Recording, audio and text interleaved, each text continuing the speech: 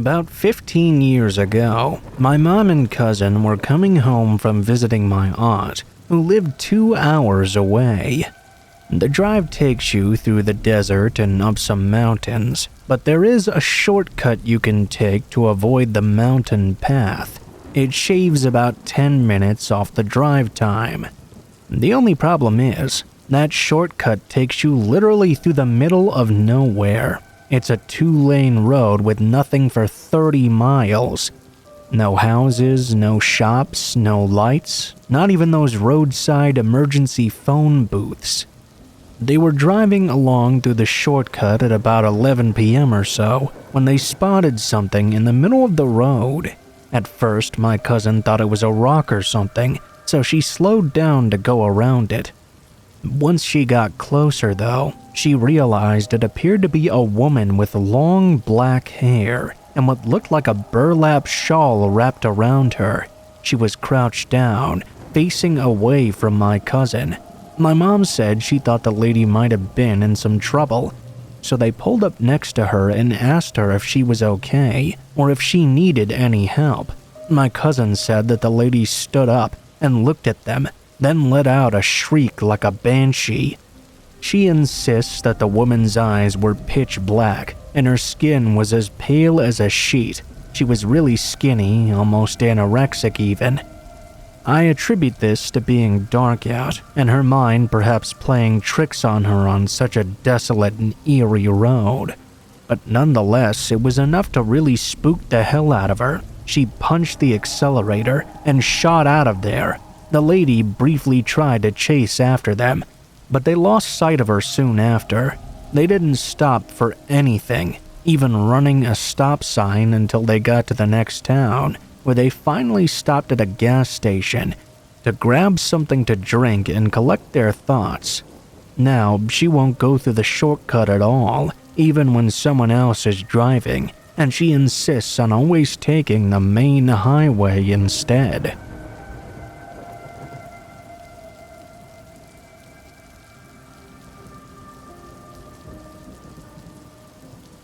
I worked for McDonald's for my first job in 2017.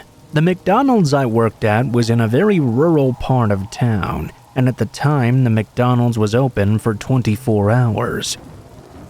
While I worked there, I had a boss that was a huge jerk and always made me work the night shift. I really didn't want to, but at the time I really needed the money, and I wasn't in the position to not be working. Therefore, I really had no choice in the matter. I took the night shift figuring that it wouldn't be that bad. I wasn't the only one working it.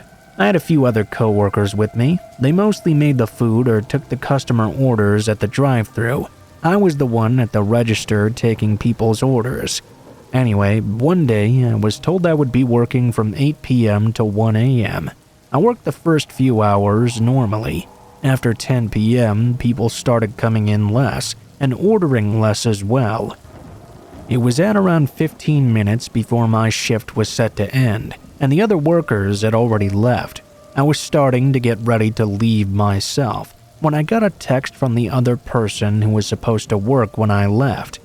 He was on his way, but he was going to be a little bit late. That meant I would have to wait for even longer.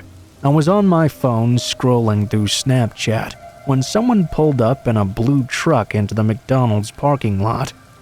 It was an older guy, maybe around 30 or so. He walked up to the counter and I politely asked if I could take his order. "Oh, could I get a value fry and a water?" I told him sure thing. I told him his total was $105. He then reached into his pocket and pulled out a $50 bill. He put his hand out as if he wanted me to have it. I was a bit confused as to why he would give me $50. "Oh, it's all right, sir. It's only a $1 order. You don't need to give me $50. Don't worry. You could keep the change." I told him we didn't accept bills over $20. As soon as I told him that, his smile faded into a frown. I could tell he seemed to be getting quite angry. I asked the man if he was okay, and he told me in a very furious voice to shut up, or else he would cut me. He leaned toward me, and I could see he was concealing something in his pocket. I couldn't quite see what it was, but since he'd said the word cut, I figured it must have been a knife. I'm a 5'7" girl, and this guy was around 6'3". There was no way I could fight him, even if I tried. I was very uncomfortable at this point and wanted to leave already. Thank God I saw headlights approaching the McDonald's. It was the guy who was supposed to be working after me. Once the man saw his car pulling up, he ran back out the front door. I told the person working after me what happened, and he offered to call the cops for me. I stupidly said no. Unfortunately, it does not end there. I had left work and was in my car driving home when I saw a pair of headlights appear behind me. It seemed as if they were following me. I wanted to know for sure if they were, so I purposefully made a few wrong turns. They did too, and it was confirmed they were indeed following me. Thankfully, I knew the area I was in very well and knew there was a police station not too far away from where I was. I drove down to the station, pulled in, and got out of my vehicle. The car that was following me slowly passed by the station and kept on driving. As they did so, I realized the vehicle was the exact same blue truck that the man had been driving. The reason why he stopped following me and kept going was because I parked in the police station and he didn't want to get caught. I waited about 10 minutes and drove home soon after, making sure no one followed me any further. The next day, I called up my boss and told him I quit. I'll never do another night shift again.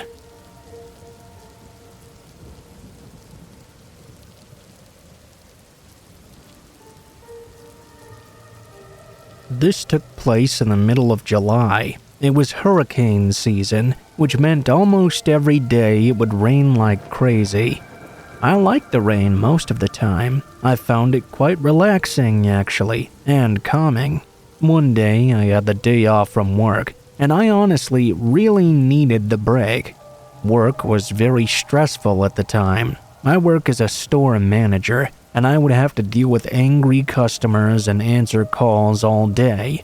Believe it or not, after a while it gets very stressful and grating. Anyway, it was around 7 p.m. or so. I was lying down watching some show on my TV when I heard a tap coming from my window. My bedroom is a master bedroom, and the back of my bed faces the window. I heard it loud and clear. The curtains were closed, and I was curious as to who or what was outside tapping against it. I gathered up the courage to go open the curtains and look outside, but there was nothing there. It was dark and raining heavily, so I brushed it off, thinking it may have been a twig or a branch blown against it. My fears were confirmed, though, when I heard a door shut from upstairs, and then heard footsteps following that. I immediately grabbed my gun from under my bed and hid in the closet. I then heard footsteps coming down the stairs. I don't live alone. I live with my wife, but my wife was currently in New York for her high school reunion. Whoever was in my house right now was clearly a stranger. I heard footsteps coming down the hall, along with doors opening and closing. Then the footsteps came to my bedroom. I could see a man through the cracks of the closet. He was very tall, maybe about 6'5" or so, and was wearing all black. He looked under the bed and then in the bathroom. He was now walking over to the closet. I quickly put some clothes on top of myself in order to not be seen. He opened the closet door with a lot of force and waited for a few seconds before closing it. There was complete silence in the room now. I almost thought that maybe the man had left. I quietly removed the clothes from myself and slowly started making my way towards my bed to grab my phone. I was going to call the cops. Then, however, as I approached my bed, I felt something grab my foot from underneath it and start pulling me downward. I felt something extremely sharp going through my foot. I looked down and the man was underneath my bed. I shot him in the arm and he screamed in pain while getting up and running out the front door. I still called the cops, but unfortunately they never found him. I still don't know how he even managed to break into my house, as we did have an alarm system throughout the home. The man had sliced my foot open, but luckily I was able to recover just fine. I really hope that man doesn't ever try to come back.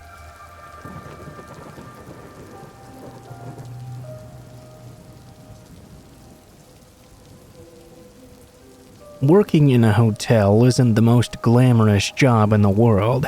Actually, it's pretty far from that. But when I needed a job, there was an opening at the local hotel. They gave it to me right away. I was 18 and freshly out of high school. I decided against college because I was in my do the opposite of everything your parents want you to do stage of my life. Granted, I know not everyone has to go to college to be successful, but in my case, I can't help but wish that maybe I had decided.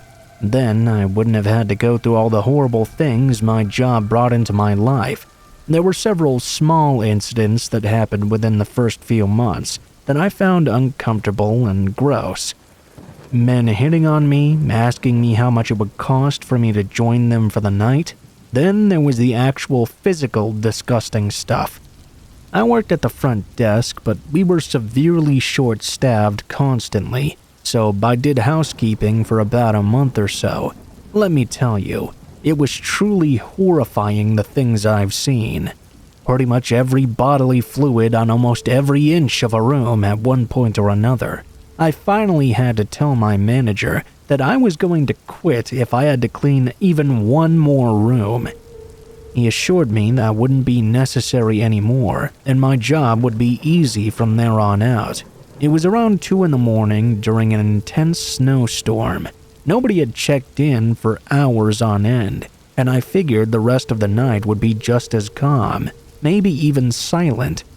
I heard the door open though, and the bell that hung off it rung loudly. I saw 2 guys wearing large, heavy coats. They stomped in their heavy work boots to get the snow off them. They were laughing about something, but they immediately stopped when they saw me sitting at the front desk. Their smiles even dropped from their faces, and they made a weird look at each other. They walked up to the desk slowly as I put on my fake customer service smile and tried my best to seem friendly and helpful. I was tired and a bit worried though. They didn't have a reservation, so I booked them a standard room with 2 queen-size beds. I thought everything seemed pretty normal with them until they were walking away. I heard them start talking about how good-looking they thought I was. With me being freshly 18, I figured that was just something I would have to start getting used to, so I brushed it off and continued on with my night. I was reading a book to pass the time when I heard someone enter the lobby again. It was one of the men I mentioned before. He walked up to the front desk and leaned over it, getting way closer than I was comfortable with being. He reeked of beer and cigarettes. I asked him if there was anything I could help him with. I was hoping it would be something simple, and he'd leave back to his room as quickly as possible, but life doesn't work like that. He told me the shower drain wasn't working in their room, and that he needed someone to fix it immediately. I tried calling maintenance, but of course they weren't going to answer. I politely told the man that the soonest anyone was going to be able to fix it was the next morning. He started getting really angry, saying stuff like he was going to complain to my manager and leave bad reviews. By the time he actually started screaming, I decided it might be more worth it for me to just check it out than deal with him waking up everyone else in the hotel. That would mean even more complaints, and possibly me getting fired.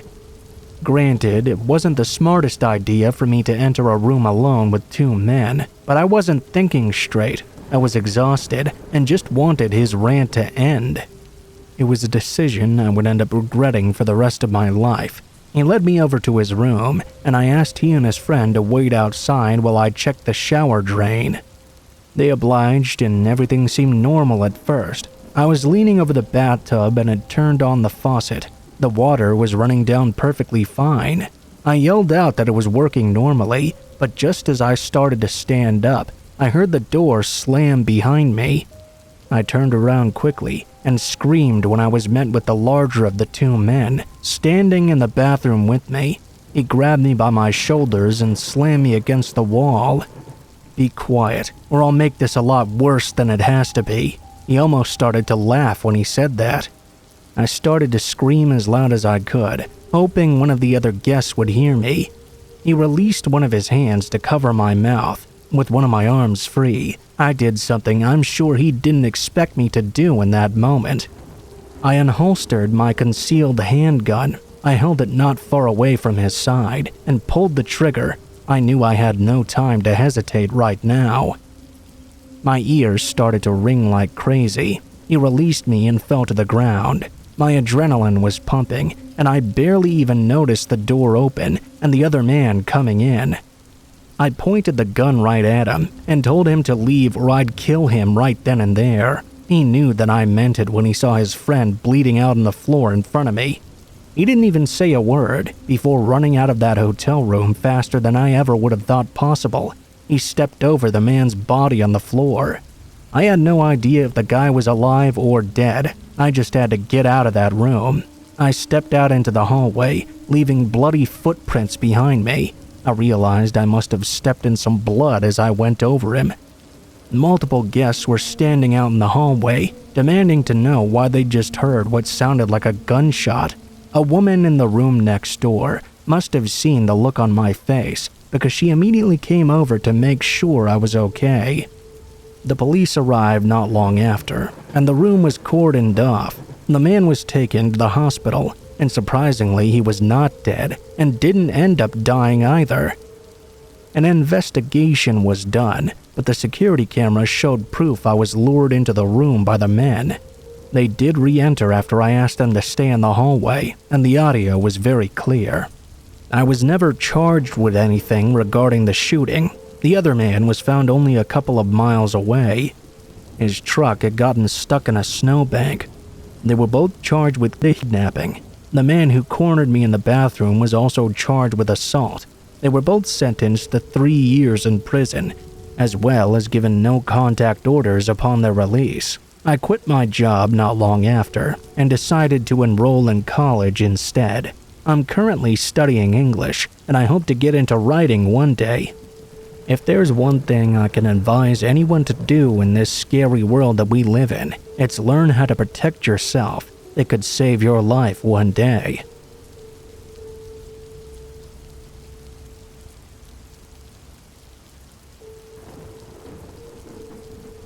For some context, I'm a 24-year-old female who had just moved into a new apartment with her boyfriend. We live in the north of Italy, in a quiet and wealthy neighborhood. I think it's easily the nicest zone of the city, or at least I thought so. My boyfriend works not so far away from our apartment. For about a month or so, he had no car, so when he finished up his work, usually at around midnight to 2 a.m., he would come home by foot, bike, or his boss would give him a ride. Yesterday, he had no lift after work, and since he had been sick the previous night, I told him that I would go pick him up. It wasn't the first time I had done this, and I'm not afraid to go out late at night, even if our city is pitch black. After midnight, all the city lights are turned off, including the ones in the streets, the squares, the parking lots, etc. It's a municipal rule since the high price of electricity in these late months. This time, though, something inside me told me not to go outside this late alone. Being the lovely girlfriend that I am, though, I ignored that weird feeling and decided to go anyway. I really should have listened to my gut. As soon as my boyfriend called me, I put on my boots, which are entirely covered with studs, and went out our door. After the hallway, there's a glass door, and near it is a button that opens the outside gate from the inside. I opened the glass door, and whilst it was closing behind me, I spotted a man's head peeking out from behind a wall near my parked car. I was able to see him because our building has its own light at the exit, which doesn't turn off at night. As soon as we made eye contact, the man hid behind the wall once more. My blood went cold. It was pitch black, late at night, with the main door behind me closed and the gate in front of me wide open. If I wanted to get back inside, I would have to turn my back to this man. God knows what would happen if I had my back to a creepy dude hiding near my car. I had no other choice but to run to it and hope that the man would not catch me. I checked what boots I was wearing, and realizing that I had studs all over my shoes made me feel a little more comfortable. I squeezed my car keys in my hand, turned on my phone's flashlight, and took a few little steps out the gate. I then slammed it as hard as I could in order to scare the creepy man if he was still around. I ran to my car, jumped inside it, and locked the doors as fast as I could. Then I sped away.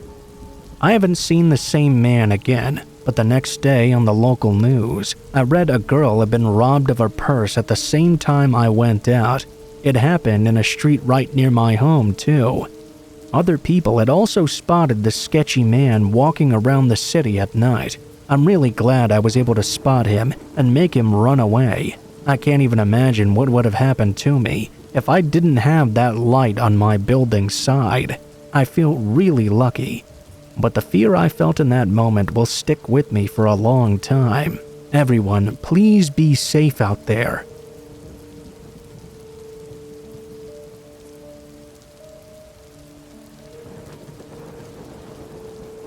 I work for my dad at a small construction business. He runs a yard and warehouse full of materials, as well as manages the job sites the workers are at.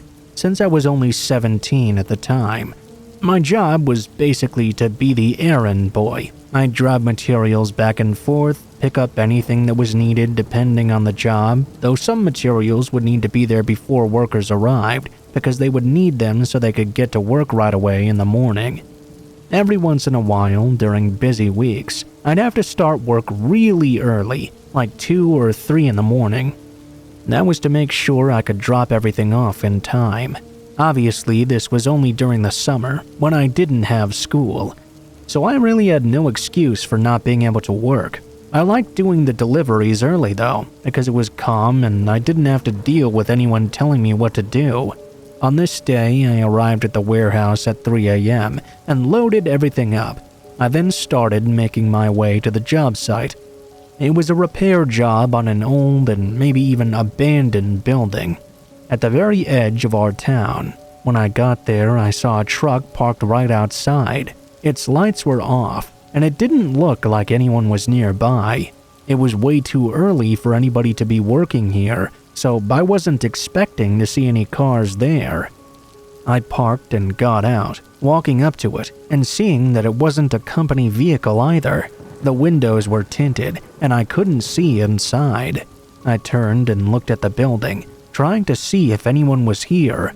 I called out asking if anyone was inside, but got no response. I felt a little bit weird about the situation. I pulled my phone out and called my dad. It rang for a minute, then went to voicemail. Figuring it was probably just a worker's personal truck that they'd left there, I went back to my own vehicle and started unloading the materials. It took probably an hour or so. Then I got back in and started to drive off. As I left the area though, I looked in my rearview mirror and suddenly the truck's lights had turned on. I practically slammed on my brakes, stopping on the side of the road and watching as the truck started to back out. Someone had been in there the whole time. Knowing that, I was sure it couldn't have been a worker because they definitely would have responded to me. I sat and watched as they made their way out of the parking area and out onto the road. I grabbed my phone and quickly dialed my dad's phone number again. While I waited for him to pick up, I looked over, seeing that the truck had stopped right next to me. I stared at their window, knowing that someone behind it was probably staring at me. I tossed my phone on the back seat and started to drive forward. The truck was quick to match my speed and tried to prevent me from getting back onto the road.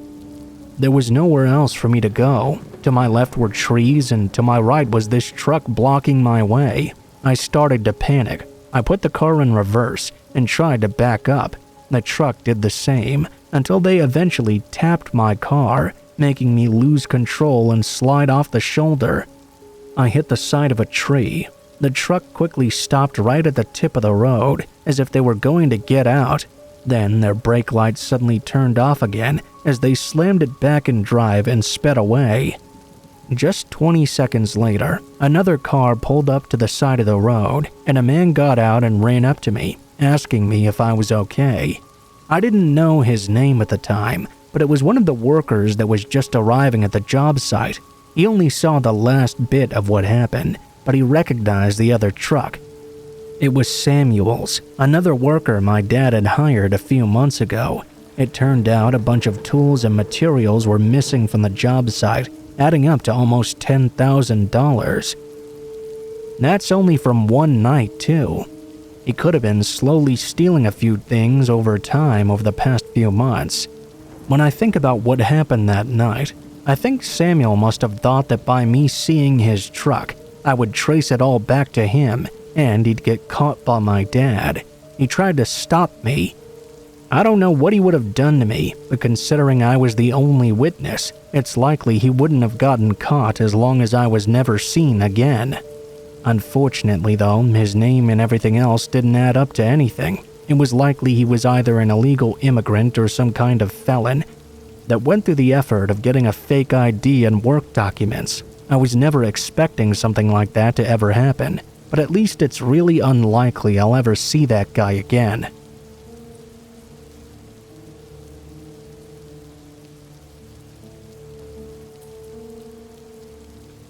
I used to live in the middle of nowhere for my job.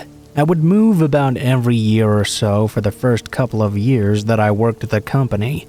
All of the cities that I lived in were cool in their own way, but this one in particular was way out there. There were lots of wildlife and land nearby, but not as much of a city, if you know what I mean. I was able to live in a pretty nice house because of the location. Don't get me wrong, it wasn't a mansion or anything like that, but it was a lot nicer than the other places I had lived in. One thing I liked to do was go for runs to get some exercise. I liked to go run along the side of some nearby roads. There were no sidewalks way out here, but the streets were never very busy either. Not that many people drove on the roads near my house, especially with how quiet of an area it was. I could easily jog on the side of the road without any worries. One night when I got back from work, I went out for a run as usual. I worked all kinds of hours, so I would get off at all different times. It was a little bit later than usual this time, but I still had a lot of energy after work. I left my house and went onto my street. Then I connected to a little bit of a busier road. By busier, I only mean it was a larger road. There would still rarely be any cars that went down it. It was probably about 9 o'clock at night or so. I was jogging on the side of the road. This road went down for miles on end, so usually I would just run along it until I got a bit bored, then turn around and go back. After a little bit, probably about 10 minutes or so, a car passed by me traveling at a pretty slow speed. I didn't really pay much attention to what it did after it passed me by, but it must have turned somewhere, then gone back without me noticing, maybe on another road or something, because several minutes later, I saw that same car coming from the same direction as before. At first, I thought maybe it was a different car that was the same make and model, but that would be a pretty strange coincidence. I was pretty focused on running and not really looking around much, but I still noticed that this was weird. The car slowly passed me by again. Then, when it got a ways up, it started to pull over on the side of the road. I was wondering what was going on. This was the middle of nowhere. Maybe the person was lost. As the car was pulling over on the same side of the road I was running on, it then turned and sort of went at an angle where it was right in my way. I was either going to have to go way up onto the grass to pass them, or way out into the road. As I approached, I was planning to go up into the grass, but then the car's door opened up. I saw a man starting to step out, who was wearing all black clothing and a ski mask. When I saw that, I started to turn around immediately. The guy was still a ways up. I continued to run, but now I was going in the opposite direction. I didn't look back, but I heard the sound of the guy getting back inside the car. Soon after, I heard the car starting to drive after me again. As the car approached me, I didn't know what I was going to do. I didn't have my phone on me when I went out jogging. I wouldn't bring anything. I only had my Fitbit and my one house key. I didn't like running with things in my pockets, so I wouldn't be able to call for help or anything. I never figured I would have to, living way out here. The guy in the car would be able to easily catch up to me soon, though. I got extremely lucky. I saw another car driving down the road towards me up ahead. The other car was still following me from behind. But then I ran into the middle of the road. I started trying to wave down the car that was coming my direction so it would stop. The car slowed down, and as it was stopping, the car that was following me went around us and drove past. The driver of the car that stopped rolled down their window. I think they were starting to ask me what was going on when I pointed at the other car and told them they had been following me. I watched the car go out of sight. Then I quickly ran back toward my house. I was able to make it back to my street, then go to my home. When I got home, I called the police and reported the incident. After that night, I stopped jogging outside at night. It was so crazy for that to happen there, because the area was literally in the middle of nowhere. I don't live there anymore, but I still think about that experience all the time.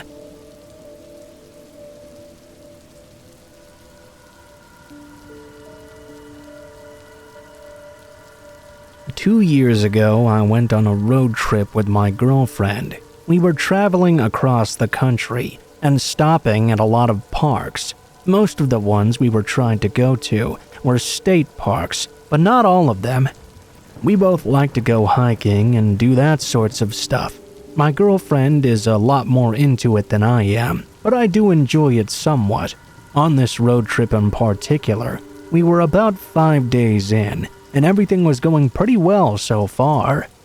We had seen lots of cool places, and were out west somewhere I don't even remember. It was either New Mexico, Colorado, or Arizona, I think. Anyway, it was approaching sunset, and we had just been to a park a couple of hours ago. Now we were driving to our next hotel, which was still a few hours away. I remember that my girlfriend really liked this particular area we were in. She saw a sign for another park and asked me to stop and look at it. I took the exit, which led to a somewhat quiet road. The land was a mixture of mountains and deserts.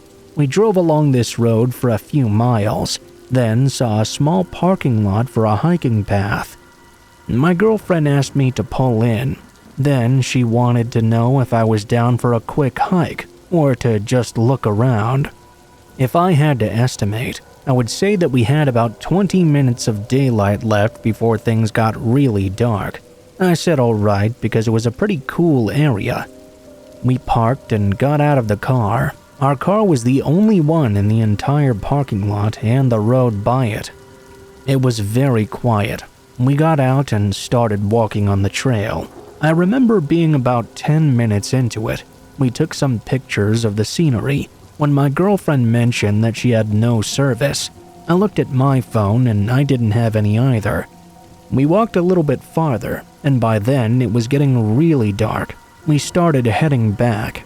This particular trail was sort of rough terrain. It was a lot of hills and rocks and trees and stuff.